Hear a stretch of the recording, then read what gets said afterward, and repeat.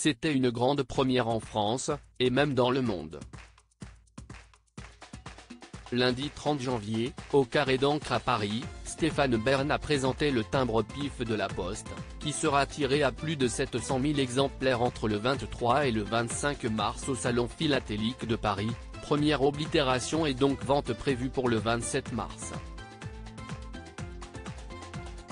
Il s'agit du premier timbre strip, en 3 cases, qui raconte un gag.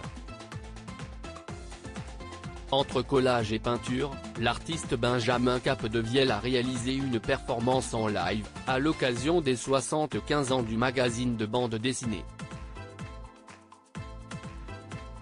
Christian Godard, 90 ans, auteur mythique de PIF dans les années 70 et créateur de La Jungle en folie, était également présent, tout comme un autre célèbre auteur du magazine, Mircea Arapu. L'univers de la BD à l'honneur l'homme politique Frédéric Lefebvre ainsi que d'autres dessinateurs comme Arnaud Irlmaché ou Clem Placide et Mouzeau, ont également répondu à l'appel pour cet événement, qui pour information se tenait au lendemain de la dernière journée du festival de la BD l'Angoulême.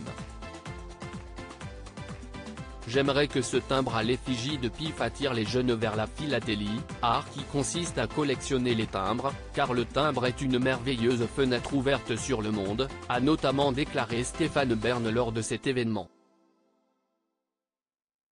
Reste désormais à savoir si sa parole sera entendue.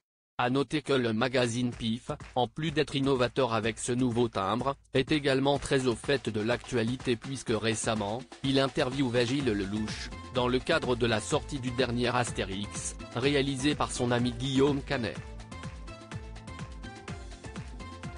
L'acteur a notamment révélé qu'il avait failli ne pas participer au tournage, parce qu'il avait peur de passer après Gérard Depardieu, qui a interprété Obélix au cinéma à plusieurs reprises. Mais il a finalement décidé d'affronter cette crainte, et ce grâce à sa fille Ava, fruit de ses amours avec Mélanie Doutet. « Tu te rends compte de la chance que t'as ?» lui a-t-elle dit. Aujourd'hui, il se rend compte qu'elle avait totalement raison.